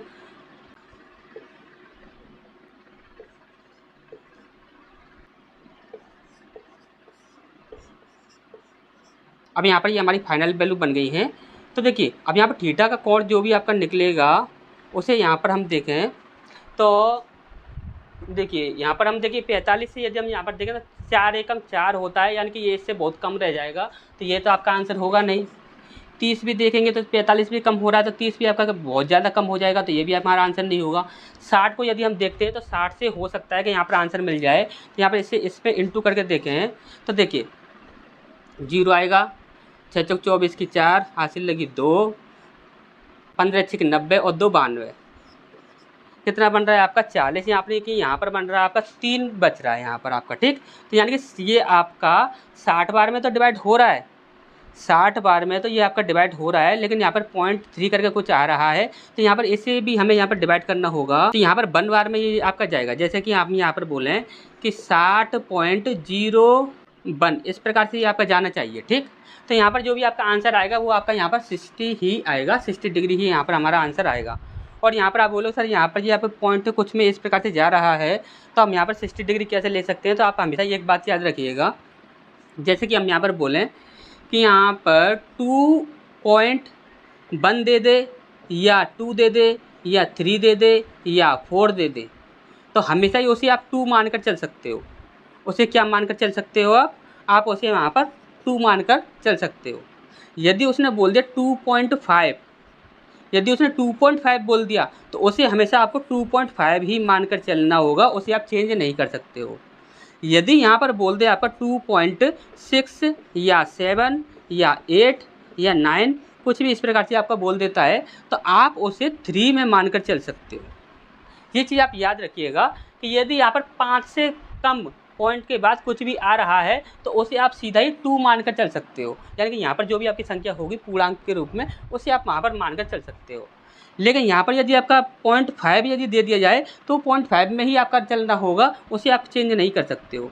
लेकिन 0.5 से यदि ऊपर दे दिया जाएगा तो आप उसे एक बढ़ाकर आगे ले सकते हो। तो ये चीज़ आपको हमेशा याद रखनी है। ठीक, तो नेक्स्ट क्वेश्चन की ओर बढ़ते हैं। इसके बाद नेक्स्ट क्वेश्चन की ओर बढ़ते हैं। अब देखिए यहाँ पर क्या बोला गया है, किसी धातु के ठोस गोले की त्रिज्या 3 सेंटीमीटर है, इससे 4 mm व्यास का कितना लंबा तार खींचा जा सकता है, ये हमसे यहाँ पर पूछा गया है। आपको अच्छे से यहाँ पर पता है कि यहाँ पर जो आपका ठोस गोला जो है, गोले का जो आयतन है और यहाँ पर शंकु का जो आयतन है, क्योंकि देखिए ये सॉरी शंकु नहीं, यहाँ पर बेलन, तो बेलन का जो आयतन होगा वो आपका बराबर रहेगा, क्योंकि तार जो होता है वो आपका बेलनाकार में आता है हमेशा, ठीक। तो यदि ये दोनों आपके बराबर रहेंगे तो आपको अच्छे से पता है कि इसकी त्रिज्या कितनी है, गोले की त्रिज्या कितनी है आपकी 3 सेंटीमीटर है। हमने आपको क्या बोला था कि यहाँ पर जब कभी भी आपको गोले की बात आएगी तो आप 11 से डिवाइड करके देख लोगे, त्रिज्या से डिवाइड करके देख लोगे। यदि त्रिज्या को यदि हम देखें तो यहाँ पर कितनी है 3 सेंटीमीटर है, और यहाँ पर आप देखोगे तो त्रिज्या से डिवाइड होने वाला सिर्फ एक ही ऑप्शन है बी, तो यही हमारा आंसर हो जाएगा। और फिर भी आप यदि इसकी कैलकुलेशन करना चाहते हैं तो कैलकुलेशन कर लीजिए। कैलकुलेशन में क्या करना होगा आपको, यहाँ पर देखिए ठोस गोले का जो आपका आयतन होगा और यहाँ पर जो आपका बेलन का जो आयतन होगा वो आपको यहाँ पर बराबर करना होगा। कैसे करेंगे, 4/3 pi r cube is equal to pi r square h, ये आपका हो जाएगा यहाँ पर, ठीक। ये आपका गोले का हो जाएगा और ये आपका किसका हो जाएगा, आपका बेलन का हो जाएगा, ठीक। अब यहाँ पर हम देखते हैं तो त्रिज्या कितनी दी गई है, 3 दी गई है, तो यहाँ पर कितना हो जाएगा, 3 3 9 होती है 27, 27 ये हो जाएगा। पाई का मान 22/7 हो जाएगा और यहाँ पर 4/3 हो जाएगा, ठीक। इज इक्वल टू यहाँ पर हम देखेंगे तो पाई का मान 22/7 गुणा आर की वैल्यू यदि हम रखते हैं तो आर स्क्वायर, यानी कि यहाँ पर देखिए ये आपका 4 mm में दिया हुआ है, तो इसे हम यदि कन्वर्ट करते हैं तो ये कितना हो जाएगा, 0.2 हो जाएगा, 0.2 सेंटीमीटर में हो जाएगा। तो 0.2 की जगह पर हम क्या रखेंगे, 2/10 इंटू 2/10 इंटू हाइट का मतलब क्या होता है आपकी लंबाई, ठीक। तो यदि लंबाई पूछी जा रही है और हाइट पूछी जा रही है तो बात एक ही है, ठीक। अब यहाँ पर हम देखते हैं तो यहाँ पर देखिए 22/7 से 22/7 कैंसिल हो जाएगा। अब यहाँ पर हम देखेंगे तो 4 से ये 4 भी आपका यहाँ पर कैंसिल हो जाएगा, 3 से 3 नाम 27 हो जाएगा, और हाइट कितनी आ गई आपकी, तो हाइट यानी कि लंबाई आ गई आपकी 9 का गुणा 10 और 10, यानी कि यहाँ पर कितना हो जाएगा, 900 हो जाएगा। और 900 ये आपका किस में आ रहा है, ये आ रहा है आपका सेंटीमीटर में, और मीटर में चेंज करेंगे तो कितना हो जाएगा आपका 9 मीटर, ठीक। यहाँ पर आपको अच्छे से समझ आ गया होगा आपको करना क्या है, ठीक। तो वैसे आपको यहाँ पर डायरेक्ट ही आंसर करते तो आपके लिए बहुत अच्छा रहता, अब यहाँ पर इतनी कैलकुलेशन करनी पड़ी, ठीक। तो इससे अच्छा यहाँ पर क्या कर सकते थे, डायरेक्ट आंसर दे सकते थे, ठीक। और इस प्रकार के प्रश्नों में डायरेक्ट तुक्का किस प्रकार से लगाना है वो भी हम आपको पहले ही बता चुके हैं, ठीक। मेंसुरेशन वाला वीडियो आप देख लीजिएगा, ठीक। तो नेक्स्ट क्वेश्चन की ओर बढ़ते हैं। इसके बाद नेक्स्ट क्वेश्चन की ओर बढ़ते हैं। अब देखिए ये जो आपका प्रश्न है, इस प्रश्न की कोई गारंटी नहीं है कब किस एग्जाम में पूछ लिया जाए, तो इस प्रश्न को आप अच्छे से समझ के जाइएगा। ये प्रश्न आपका कभी भी पूछ लिया जाता है, ठीक। तो यहाँ पर याद रखिएगा इस प्रश्न में करना क्या है, ध्यान से समझिएगा। यहाँ पर पूछा गया है किसी क्लब में सभी सदस्य या तो तंबोला में या रम्मी में भाग लेते हैं। 320 जो हैं वह रम्मी में भाग लेते हैं, 350 जो हैं वह तंबोला में भाग लेते हैं, और 220 जो हैं वो दोनों में भाग लेते हैं। तो क्लब में कुल कितने सदस्य हैं ये हमसे यहाँ पर पूछा जाएगा, या फिर हमसे ये पूछा जाएगा कि यहाँ पर कि कितने ऐसे लोग हैं जो कि दोनों में भाग लेते हैं। तो यहाँ पर करना क्या है, सिंपल सा तरीका होता है, सीधा ही आपको क्या करना है कि यहाँ पर देखिए 220 जो है वो इसमें से आप माइनस कर दो। सबसे पहले कितना आया आपका, यहाँ पर 0 0 और यहाँ पर 1, 100 बन गया। यहाँ पर कितना है 350, 350 में से इसे माइनस कर दो, कितना बनेगा आपका यहाँ पर 0 और यहाँ पर 3 और यहाँ पर 1, 130 बन गया। अब यहाँ पर ये टोटल दोनों के लिए क्या बोला गया था, दोनों के लिए बोला गया था 220, तो 220 को और ऐड कर दो, कितना हो गया आपका यहाँ पर 0 0 0, तो यहाँ पर 0 हो जाएगा, ठीक। इसके बाद यहाँ पर ये वाला तो आंसर होगा नहीं, ये वाला हो जाएगा 0। इसके बाद 2 और 3 कितना हो जाएगा, 5 हो जाएगा, तो 5 यहाँ पर बन रहा है, तो ये हमारा आंसर हो जाएगा 450, ठीक। इनको बस आप ऐड कर दो, आपका आंसर आ जाएगा, ठीक। अच्छे समझ आ गया होगा। तो ये प्रश्न आपका कभी भी पूछ लिया जाता है, कोई भी एग्जाम हो, कैसा भी एग्जाम हो, हर जगह पर पूछ लिया जाता है, ठीक। अच्छे समझ के जाइएगा। नेक्स्ट क्वेश्चन की ओर बढ़ते हैं। इसके बाद नेक्स्ट क्वेश्चन की ओर बढ़ते हैं। देखिए लॉग से संबंधित जो भी आपके प्रश्न पूछे जाते हैं काफ़ी ज़्यादा ईजी प्रश्न पूछे जाते हैं, इनमें इतनी ज़्यादा आपको दिक्कत नहीं होनी चाहिए। तो देखिए यहाँ पर आपको करना क्या है, यहाँ पर देखिए यहाँ पर सीधा बोला गया है √2 की पावर है आपकी 32। हमने बोला कि ये आपका √2 है, √2 की पावर x बराबर ये जो 32 होता है, 32 को आप क्या लिख सकते हो, तो देखिए 32 को आप लिख सकते हो 2 दूनी 4, 4 दूनी 8, 8 दूनी 16, 16 दूनी 32, यानी कि आप यहाँ पर लिख सकते हो 2 की पावर यहाँ पर 5। ठीक, हमेशा ये एक बात याद रखिएगा, मोस्ट इम्पोर्टेंट बात बता रहे हैं, ध्यान से समझ लीजिएगा।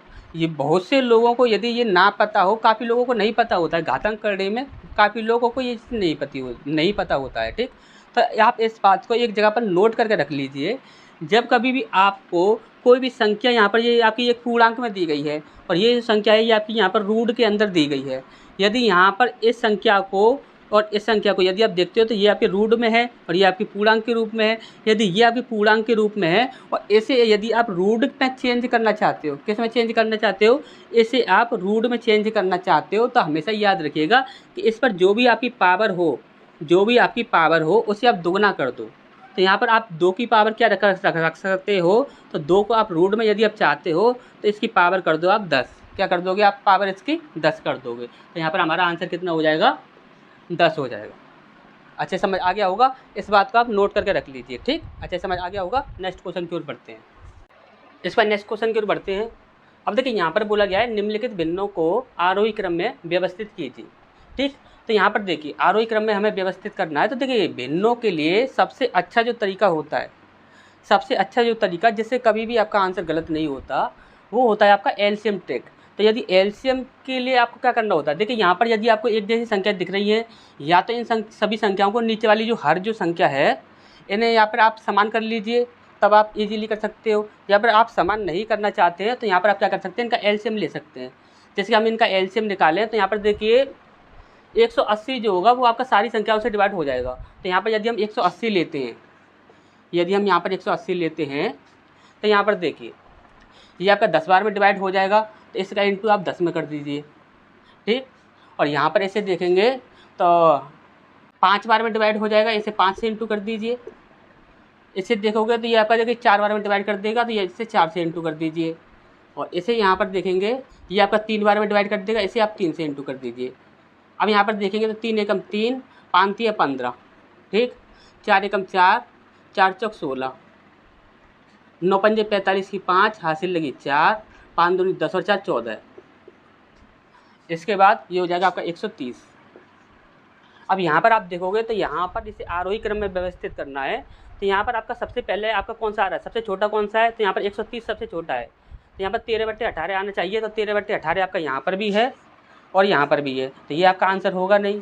इसके बाद यहाँ पर देखते हैं तो यहाँ पर देखिए इससे बड़ा कौन सा है, तो इससे बड़ा आप देखोगे तो इससे बड़ा आपका यही है 29/36। तो यहाँ पर 29/36 आपका ये वाला है, यहाँ पर आपका ये गलत हो जाएगा, तो ये आपका सही सी जो होगा ये आपका सही आंसर हो जाएगा। ठीक, अच्छे समझ आ गया होगा। नेक्स्ट क्वेश्चन की ओर बढ़ते हैं। इसका नेक्स्ट क्वेश्चन की ओर बढ़ते हैं। अब देखिए ये जो आपका प्रश्न है, इस प्रश्न में यदि यहाँ पर इकाई अंक आपके अलग अलग होते तो यहाँ पर इस प्रश्न को सॉल्व करने में यानी कि आंसर देने में सेकंड भी नहीं लगता। लेकिन यहाँ पर इसके इकाई अंक जो हैं वो आपके, इसलिए हमें इससे क्या करना होगा, सॉल्व करना होगा। और सॉल्व करना इतना ज़्यादा मुश्किल नहीं है। यहाँ पर देखिए यहाँ पर करना क्या है, यहाँ पर दिया हुआ है 15,625। 15,625 आपको अच्छे से पता है कि ये 25 का क्यू होता है। ठीक, अब यहाँ पर आप देखोगे तो यहाँ पर बोला गया है कि 16% वार्षिक ब्याज की दर से 9 माह का चक्रवृद्धि ब्याज क्या होगा जबकि ब्याज तिमाही दे हो। जब तिमाही की बात करता है तो हमेशा ही जो है आपका दर जो होता है उसे हम क्या करते हैं कि हमारा 4 से डिवाइड कर देते हैं। यदि हम 4 से इसे डिवाइड करते हैं तो कितना हो जाएगा, 4 चौक 16, यानी कि कितना आ जाएगा आपका 4%। और 4% का मतलब कितना होता है, 1/25। तो 25 तो आपका कितना हो जाएगा, मूलधन हो जाएगा 25 का। यहाँ पर क्यू करते हैं तो कितना हो जाएगा आपका 15,625। और यहाँ पर एक जोड़ेंगे तो कितना हो जाएगा, 26 हो जाएगा। और 26 का कितना होता है, 17,576। ठीक, अब इसे आप यहाँ पर ऐसे माइनस कर दोगे, ये आपका देखिए मिश्र दर है, ये आपका मूलधन है, माइनस कर दोगे तो आपको ब्याज मिल जाएगा। अब यहाँ पर आपको देखिए हम बोल रहे थे कि यहाँ पर सेकंड भी नहीं लगेगा इस प्रश्न का आंसर देने में यदि आपका इकाई अंक आपका अलग अलग होता। तो देखिए यहाँ पर क्या था कि यहाँ पर देखिए जैसे कि आपका 25, यहाँ पर कितना है आपका 1/25 बन रहा था आपका 4% का मतलब। ठीक, 4% का मतलब 1/25, तो यानी कि 25 तो ये हो गया और ये कितना हो जाता आपका 26 हो जाता। यानी कि मूलधन और मिश्रधन का जो आपका रेशियो बनता है ये आपका कितना बनता, 25 और 26 बनता।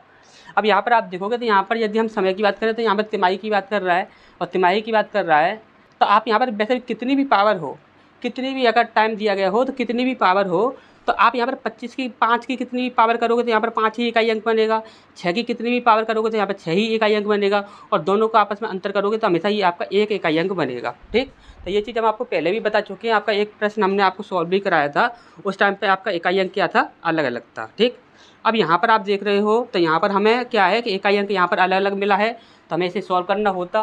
तो यहाँ पर देखिए ये आपका मिश्रधन हो जाएगा और ये आपका मूलधन हो जाएगा। ठीक, तो इन दोनों को आपस में माइनस करेंगे तो यहाँ पर हमारा कितना निकल आएगा, तो यहाँ पर हम देखेंगे यहाँ पर 1 हो जाएगा, और यहाँ पर हम देखेंगे तो यहाँ पर आपका 5 हो जाएगा। ठीक, और यहाँ पर हम देखेंगे तो यहाँ पर देखिए 6 4 और 5 9 हो जाएगा। तो यहाँ पर देखिए यहाँ पर कितना बन रहा है 9 5 1, तो ये वाला जो है ये हमारा सही आंसर हो जाएगा। ठीक, अच्छा समझ आ गया होगा। नेक्स्ट क्वेश्चन की ओर बढ़ते हैं। इस पर नेक्स्ट क्वेश्चन की ओर बढ़ते हैं।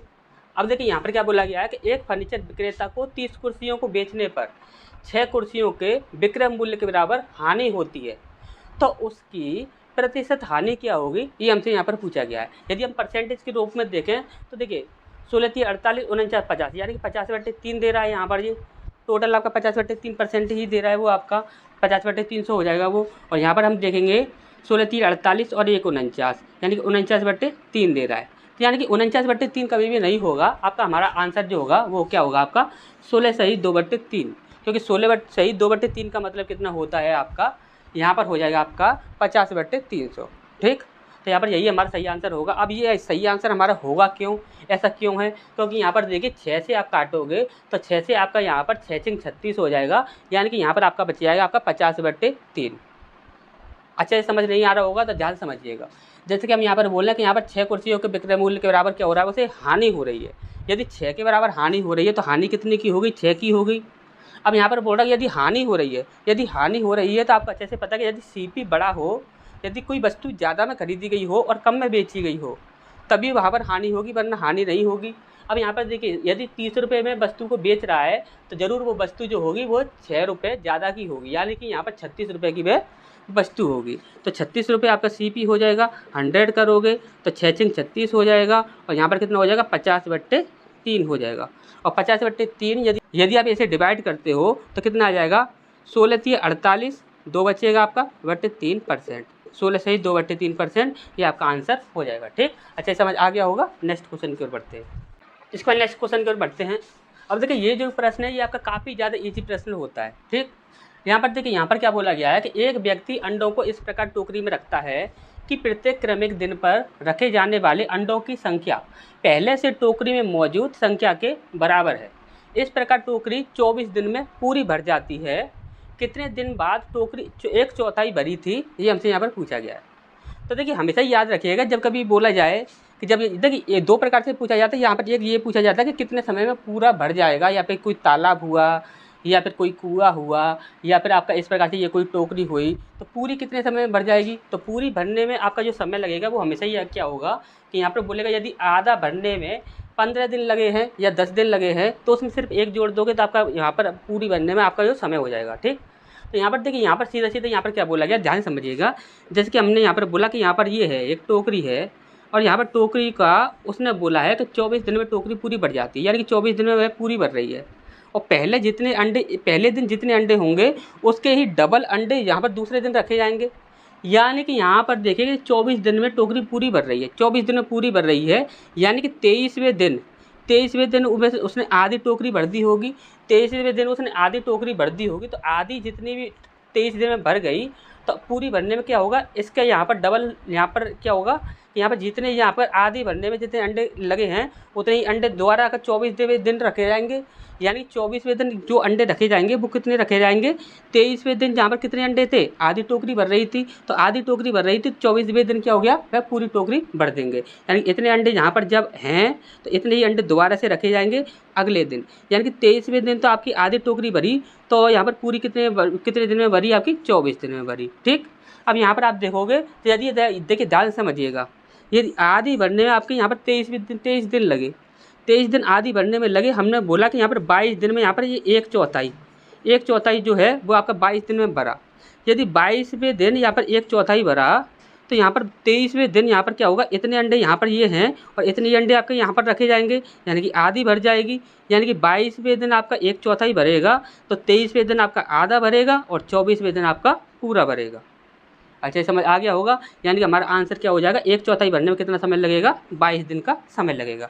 तो ये काफ़ी प्रकार से प्रश्न पूछा जाता है, कुएँ के रूप में पूछा जाता है, कभी तालाब के रूप में पूछा जाता है, तो ठीक काफ़ी प्रकार से प्रश्न पूछा जाता है। तो इसका आंसर हमेशा ही यहाँ पर क्या करना होता है, आपको यहाँ पर एक पहले करते जाना होता है। ठीक, यहाँ पर एक यहाँ पर हम कम करते जाएंगे। जैसे कि यहाँ पर बोला जाए, जैसे कि आपने सीधा बोला जाए कि यहाँ पर 15 दिन में एक कुआँ भर रहा है, तो वह पूरा कितने समय में भरेगा। 15 दिन में यदि कुआँ आधा भर रहा है तो पूरा भरने में कितना समय लगेगा, तो यहाँ पर 15 में एक जोड़ देंगे 16 हो जाएगा, यानी कि 16 दिन में पूरा कुआँ भर जाएगा। और यदि ये बोल दिया जाए कि एक कुआँ जो है वह 1/4 जो है, एक कुएँ का 1/4 जो भाग है वह आपका मान के चलिए 10 दिन में पूरा भर रहा है, तो यह पूरा कितने समय में भरेगा, वह पूरा कितने समय में भरेगा। यानी 1/4 10 दिन में भर रहा है, आधा कितने में भर जाएगा, 11 दिन में, और आधा 11 दिन में भर जाएगा, तो पूरा कितने दिन में भरेगा, 12 दिन में। इस प्रकार से आपको यहाँ पर देखना होता है। ठीक, तो यहाँ पर हमारा आंसर जो हो जाएगा वो क्या हो जाएगा आपका 22 दिन। ठीक, अच्छे समझ आ गया होगा।